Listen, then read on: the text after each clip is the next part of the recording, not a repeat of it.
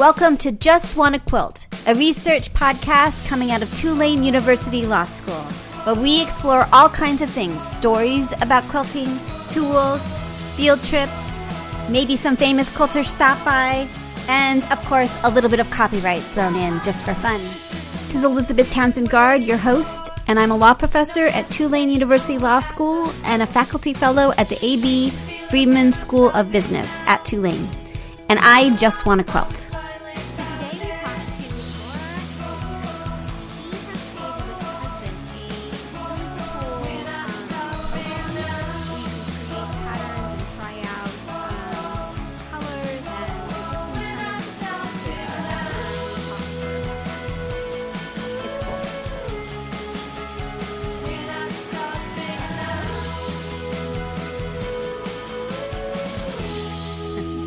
My name's Henneberry, and I'm calling from Toronto, Canada. Ah, Canada.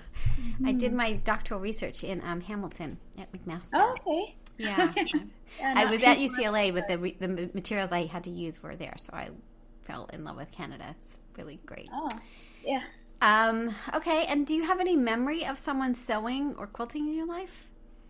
Yeah, well, not quilting, but my mother first introduced me to sewing, and I think the first thing I really remember making was clothes for my Barbies. That's hard. She had this really amazing old machine that had a desk that it would flip up and down. I don't know what happened to it, but that I must have been probably 10 or 11 or 12 when I first started. Very cool. And so tell me a little bit about your quilting life now. And you made this really cool thing called PreQuilt. So tell me a little bit about how that happened and sort of where you feel you live in this sort of quilting world. Mm-hmm. Okay, so I first started quilting probably back in 2011, but I've always been making things with textiles. So I went to OCAD, which is the Ontario College of Art and Design in Toronto, and I didn't really catch on until later. I had this habit of making everything out of textiles. But it wasn't until after I had my first son that I just wanted to get my hands back on making something. Yeah. And I took a class at the workroom called improv quilting, and that just got it all started. And when my kids were older and could be left alone with my husband more regularly, then I joined the guild in Toronto, and I just really started really enjoying that process of making again. And so PreQuilt actually started as from my frustration. I was using Adobe Illustrator to try and kind of throw colors up for a quilt I was trying to launch a pattern for. And Gar kind of just like looked over my shoulder, and he's like, I could program that for you, and I could just make it and we could work through like random colors and generate it. And so that's where the idea came from, and he built it. And so I think we had that conversation really early 2018, like right around this time, 2018. And then by July, the app was ready for the first coloring page for my quilt, the circus tent quilt. And then we just got really lucky because Abby found it from While She Naps. So we launched July 11th of 2018. And by July 24th, she had written a blog post. She's very clever. She's found us too. It's very funny. She gets it all. She knows everything that's going on. It's very funny. And so did you find that once Abby you're talking about Abby Glassenberg, right? Yeah. So did you find that once she noticed you that made a difference in terms of people finding what you are? And so just in case people are listening and they want to play or see what it is, the address is really simple. It's just prequilt.com, prequiltsingular.com, right? Yep. All right. Exactly.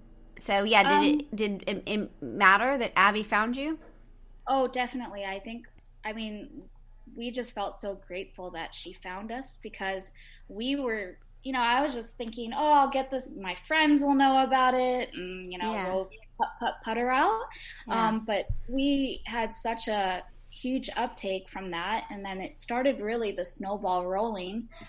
Which without that, I'm not really sure how far along we would be, and at Yeah. least having people know about it. Yeah. So She's tell a me what great your pollinator.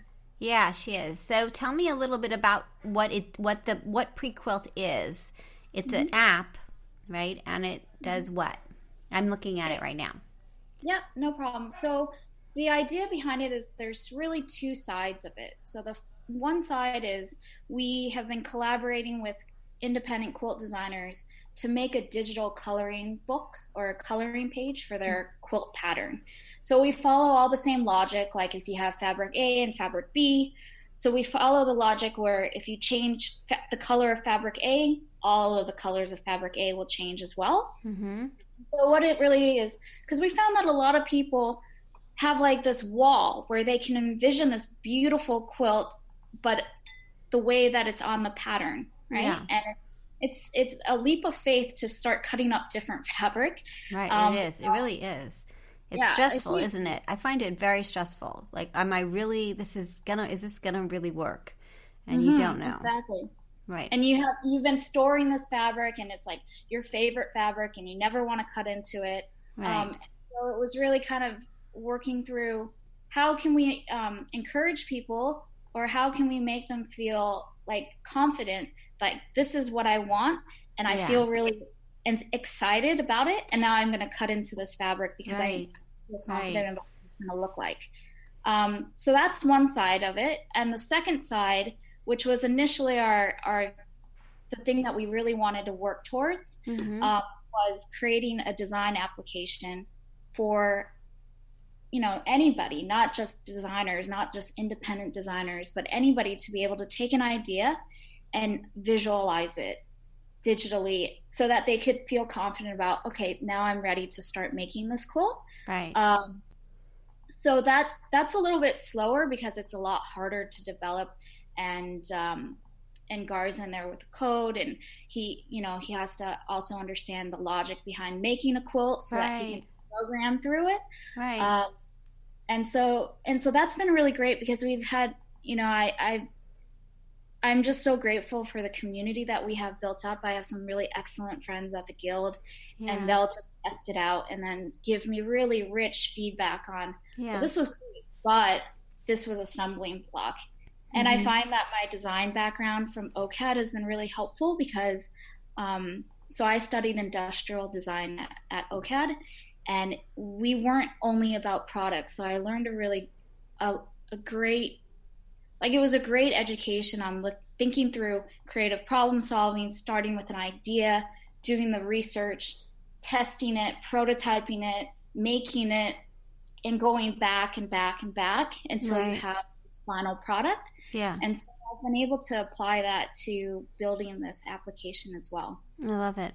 Now, is your goal, like, what's interesting about it is you've got the shop, and so you can buy a particular pattern, and then the coloring pages, you can play with that pattern to see if you like it or not. And you've used Kona colors. Tell me about that part of it, that you have. Do the Kona colors match the fabric? Do you think you'll ever expand to having all of those Kona fabrics so you could buy a kit of what you're doing? Or so what's the business plan, I guess, going forward with this?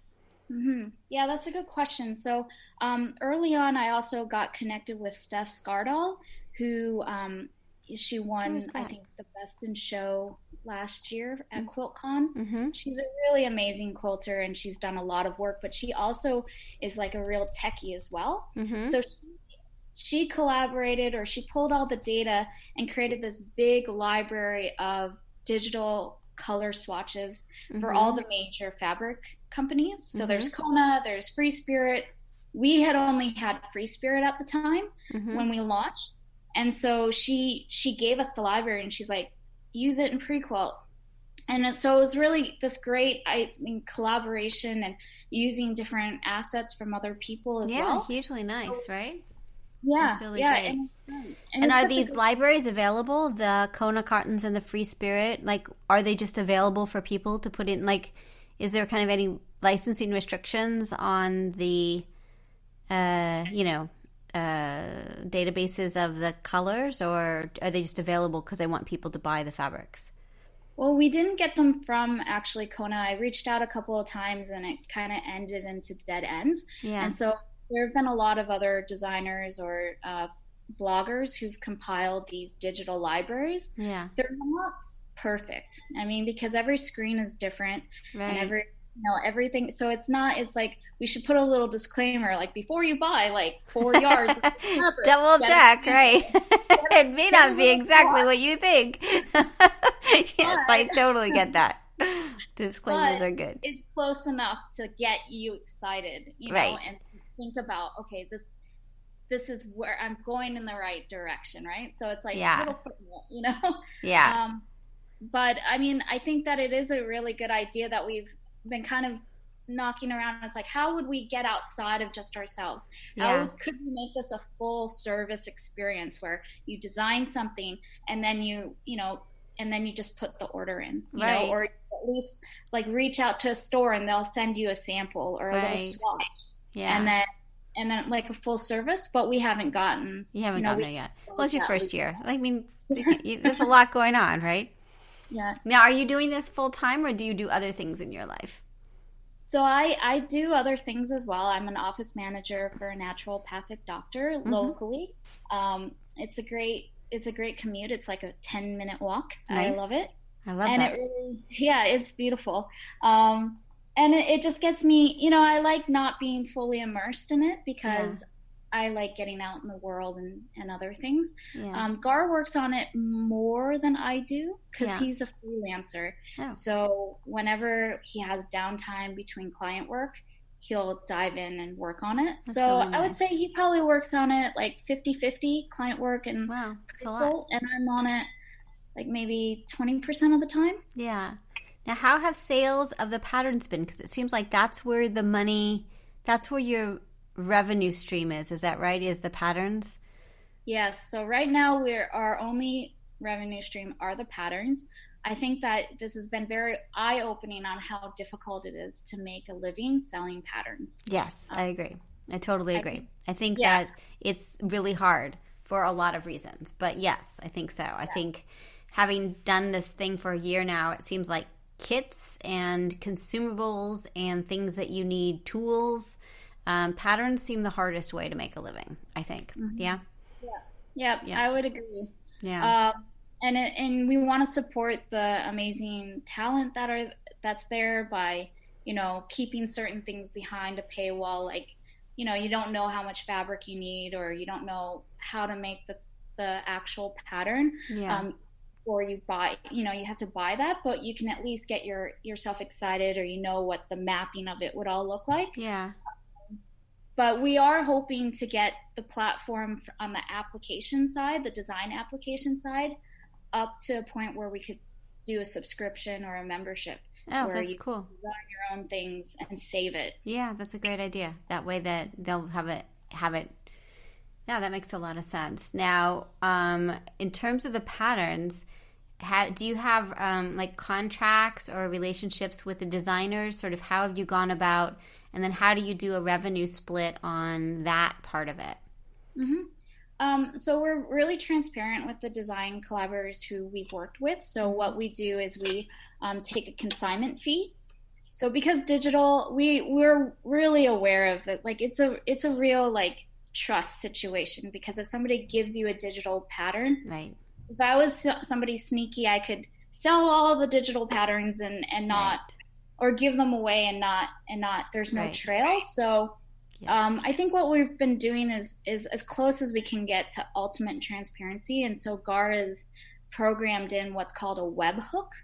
So anytime we make a sale through Shopify, the designer will get in the same email that we get, or very similar email that we get, with the name of the pattern, the date, the Shopify transaction number, all of those things. And so that's about as close as like they find out in real time every time they make a sale. That's really great. And I do a monthly report then as well. And send it out. And so why did you choose Shopify? We're looking at different shopping things, So I'm really interested, particularly with the coding background and who you all are. Why Shopify? Why'd you like that one? Well, we actually started with Stripe first. So my initial pattern, we were using Stripe, and it just took so long for Guard to program it, build it, and we couldn't see it as a really scalable. So Shopify, what we liked, first of all, they're Canadian. They have a big office here in Toronto. So that's good. Pretty Canada. local. Pro Canada. All right. Well, we got to get that way. That's important. But also, it's just easy. I could do a lot of the. It's made for everyone just to be able to do it. You don't have to have a programming background per se. Do you have just the digital? Don't they have one that's digital downloads? Is that what you're focused on? Since you're focused on, are you doing paper patterns too? Or just digital, just on yours? Right. Because I did a short run of them, and I approached some of the local stores. But I think that from now on, I'm just going to do digital. It was a nice, I like it, and I have the capabilities of creating the printed pattern, but they are harder to sell, and they're really hard for the shops to sell as well. So.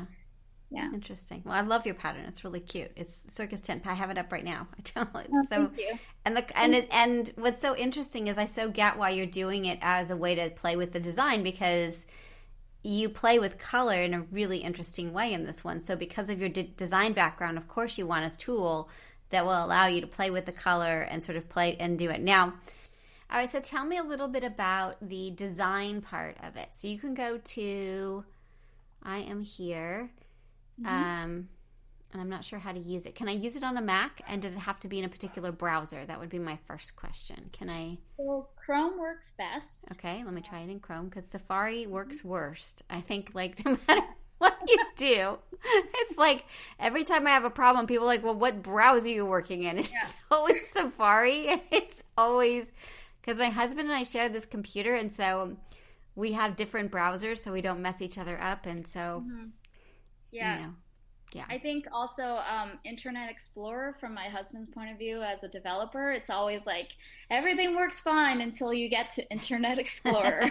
Totally. I get that too. Throw in the towel.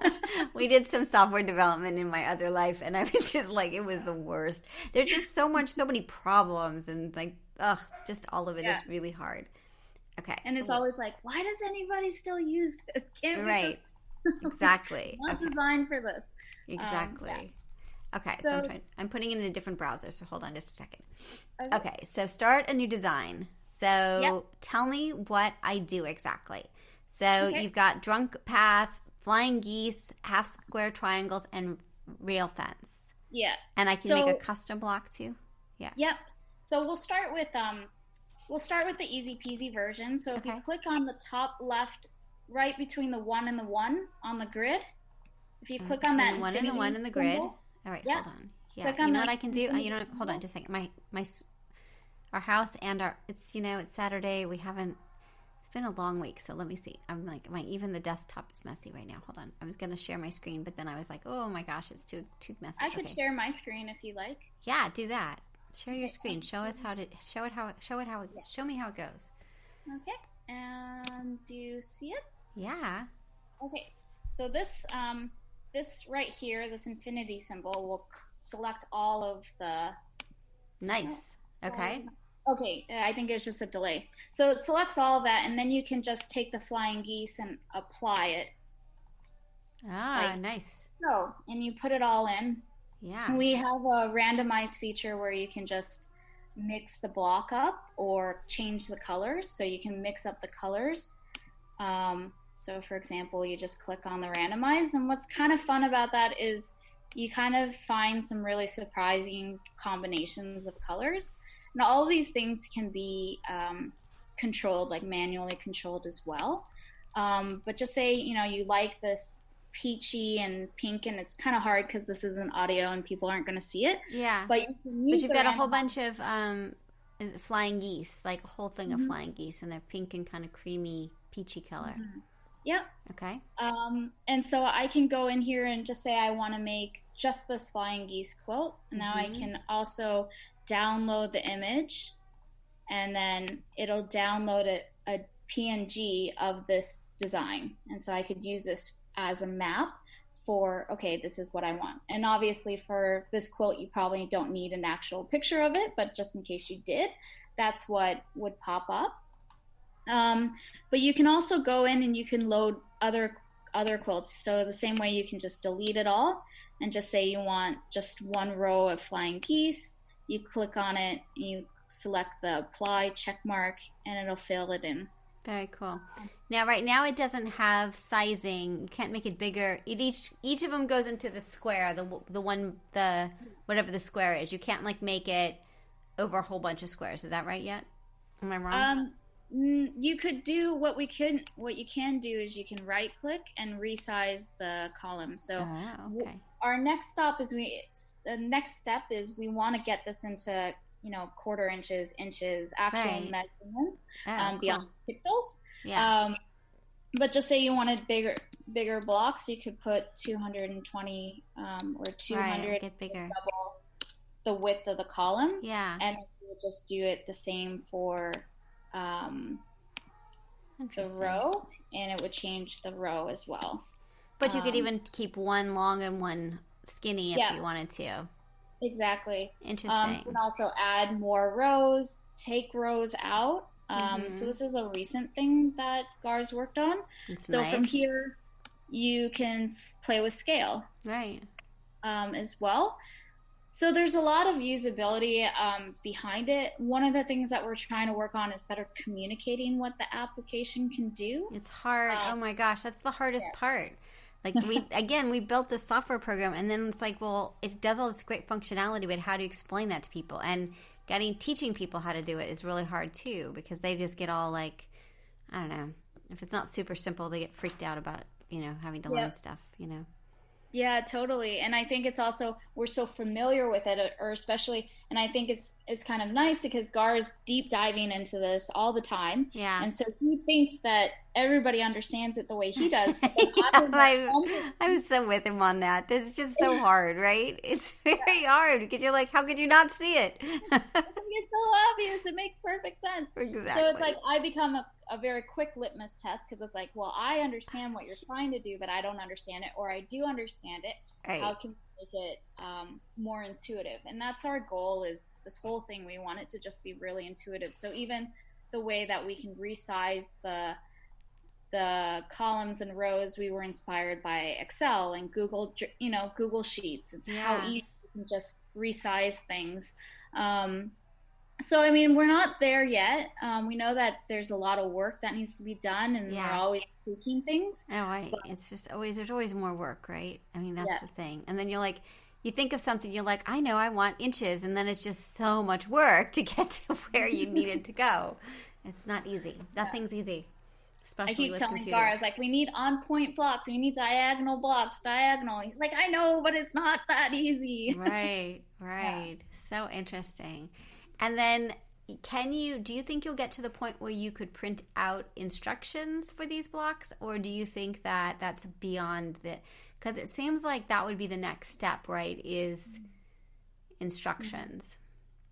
Yeah, so I'm not sure, because after having gone through writing my own pattern for the circus tent, I don't know how it would be automated, but that is one of Gar's ultimate dreams and goals, is that I think it is possible if you're working with preloaded, pre-designed blocks. So, for example, the flying geese. I think so. Yeah, I could see that too, because you can write the instruction for the flying geese one time and then modify it depending on the size and the number. That seems like that seems like a computer could handle it. Mm-hmm. But if I make some weird block and put it in there, that's a lot more challenging, I would imagine. Yeah, exactly. Like, I can show you the custom block maker as well. So yeah, let's do that. If you open up Make a Custom Block, which is in the top left corner, it'll open up what we call the block editor. Oh, cool. And it comes preloaded with shapes as well. And so you can alter these shapes. So I just loaded in a really skinny triangle, and I can just resize it. Oh, cool. And I can recolor it. Nice. We also have color tags. Kind of the same tagging system, so you can make it the same as different background colors or foreground colors, which is more of probably more of an advanced feature, but it's really handy if you create all these blocks and then you're like, I don't like this pink and I want to change it on everything that has this pink. I want to do it in one button. You can do that as long as you build it with some logic. So if, for example, if I design this block, which is not standard at all, right? I don't know how we would write instructions. Yeah, I agree. I think that would be really hard. I mean, I'm sure you can, but still, it'd be really hard. It'd be really hard. Can you go back and show me the Conan? So it had the Kona colors on there, and then do you just do the? Oh, look at that! Yeah. So there's a drop down, and then so go to Free Spirit, and then does it have? Oh, they're all the solids of the different companies. Is that what it is? Yeah, we only have solids right now because they're solids and they don't change in the same way as other stuff, right? Yeah, I don't think we have the manpower right now to keep up with all the different seasonal designs of all the. A lot. Yeah, we would like it to be like, just say you want to build your stash and you want to save it. We would like to be able to get to that point. But I don't, in the hierarchy of desires, which comes first. Yeah. So right now we're just sticking with solids. Okay. I have two questions. First, do you have any of your designers using your software to create their patterns yet? No, not yet. So I think one of the things that's tough about the sales for the patterns is that everybody except for myself and Rebecca Burnett, who is one of my good friends locally from the Quilt Guild, all the patterns are second release. Like they've already done their big launch. Yeah. The designers have really kind of gotten all their loyal followers to already buy the pattern. Yeah. And so this is really just like a second wave of okay, and this person didn't know about me, and now I'm going to be able to have a new audience. And I think that that's one of the values we provide. However, it's also very hard to, make a killing on patterns if most of the people who want it have already bought it through the designer. But I understand that, right? It's really hard to make money off selling patterns. So as a first wave design, on your first wave, you're going to want to make as much of that without cutting. So now if somebody's out there listening, this is kind of related. If somebody's out there listening and saying, hey, I want to create a pattern and sell it at your place, like I want to use your software and then create a pattern, is there a possibility to do that? Or sort of what do you see about kind of user-generated patterns that they want to then sell at your space? Because it won't have the directions. That's the problem, right? It will just be an image that doesn't have directions. So we'll still need the designers to write the instructions. And so I think that's why it is still kind of in this.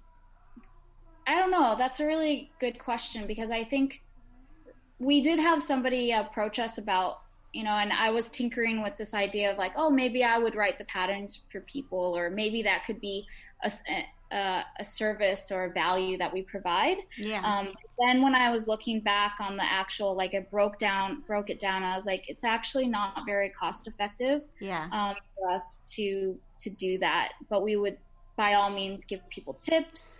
But it seems like, I have to say, okay, so my entrepreneurship hat is on, and this is totally making more work for you. But it seems like if you can figure out what the little instructions are for that, then when they did put it together, if you could, I think it's sort of another iteration, because if as I was playing, I made a terrible design.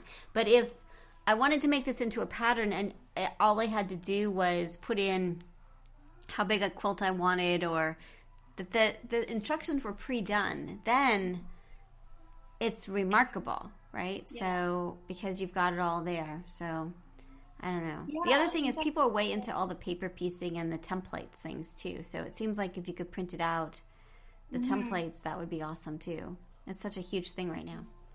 Yeah, it is. I think that the really fun part of PreQuilt is that, it really, we could do so much. It's really about what can we do now, and that will set us up for success for different collaborations or different uses, and what are all the services that we can provide. Hugely. Right. Yeah, I'm heading to QuiltCon. Oh, you are? I'll be there. I'm teaching there. Yeah. Oh yeah. Yeah. Oh, that's Yeah. amazing. I didn't know that. Yeah. I'm teaching two lectures and a class. Yeah. Okay. Yeah. Oh, we should meet up. Totally. Absolutely. That would be really fun. That would be great. Yeah, that would be great.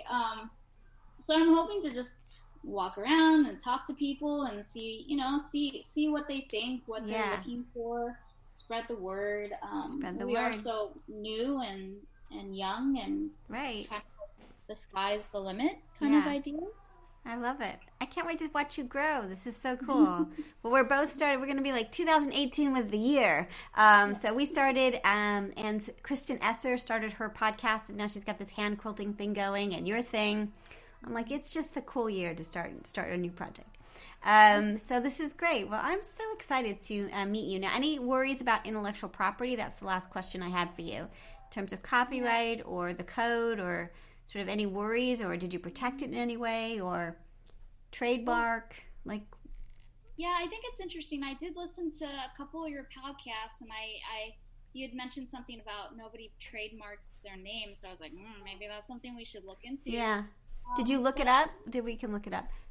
Okay. It was in I think it might have been the Quilters Planner podcast that you. Oh yeah, right. Yeah, let's take a look. I'm going to USPTO right now.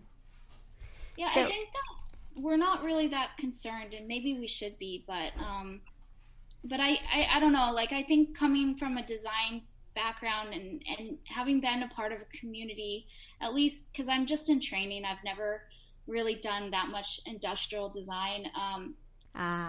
And for people in the U.S., you go to USPTO and you go to the trademark and then to test and you take a look. Now, one thing that's really important, and you didn't have the situation, but if people are using this, just because if you spell it differently, that doesn't really matter. It's a sound-alike test. So, and there's all classes and there's all kinds of other things that sort of enter in. But if you find no record, it's really good. Like if it's Smith and Smith spelled with a Y or an I, you think about it as a radio test. Like, people wouldn't be able to distinguish between one product and the other if you said Smith Radio versus Smith Radio, or Smith Apples versus Smith Apples, right? So it has to be you have to be able to tell the difference by listening. So, but at least in the U.S., it looks really good. So I would encourage you to swipe it up, just as a business expense, and just get it under control. It's in commerce. You're using it. That's what you need to have to be able to do it. So I would do it, and then you'll sleep. At least I will sleep better at night. So, no, I'm just kidding. You'll just have to be like, I'm turning into like your aunt or something. I'm like, you have to like let me know that you did this, so I don't worry about you. No, but it's all good. I'm gonna walk up to you at QuiltCon. I'm gonna be like, Elizabeth, we did it. We did it. That's right. That's really good. I adore it. Well, this is great. I can't wait to meet you. I hope we run into. I haven't been to QuiltCon before, so I'm really excited to experience it and see. So it seems like there'll be a lot of really fun, a lot of just playing and having fun. So yeah, I'm looking forward to it. It's my big vacation. So. Totally. It'll be great. Well, maybe at QuiltCon you can tell me how you convinced all this like law school, because I was kind of like, I was like, I don't understand the connection, but this is really cool. And I mean, I get it from an artistic point of view of like, how does law and copyright kind of overlap with this? Yeah, I mean, this is our third or fourth project. We've done video games. We've done an art project art law and graffiti and all that for a couple of years. We're starting a comic and fan art thing. So quilting is just one of the projects we've been working on, but it doesn't really matter what you work. And this one's really great because it's so kind of deep dive, but it doesn't really matter what we work on because the problems are all the same. And you know that as an artist, like whether it's quilting or sculpture or digital designs, there's a creative process involved, and then there's legal protection, and then there's people who get mad because you use something.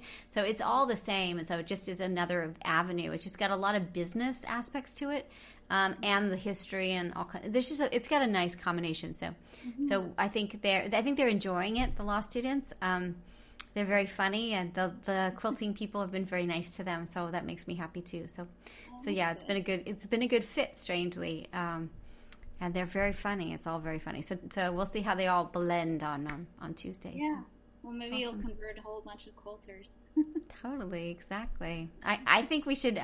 They wanted me to get a whole bunch of machines so that they could sort of quilt and learn how to quilt and chill from the stress of law school. So I thought that was funny. I'm like, okay, let's talk to the dean about this. Can we have a quilting lab where you could go just quilt and relax? You could put a wellness sign on it. It's like, totally. It's true, though, isn't it? Like, I'll have a headache, and then I start to quilt, and I feel better. It's weird. All that stress. I mean, sometimes the stress comes to the quilting because it's not going very well, but most of the time it makes the rest of the world go away in a good way. So, So yeah. Okay, cool. Well, thanks. I'm so glad to chat with you. I can't wait to see you and see how your business grows. It's really cool. Okay, thank you so much. All right, bye. Bye. So you've been listening to Just Wanna Quilt, a research podcast coming out of Tulane University Law School. And I'm Elizabeth Townsend Gard. If you like this podcast, keep listening. Also, we have a Facebook group. Come join us. We talk about a lot of things. We also have an Instagram account. And of course, most importantly, I really hope you get a chance to quilt today.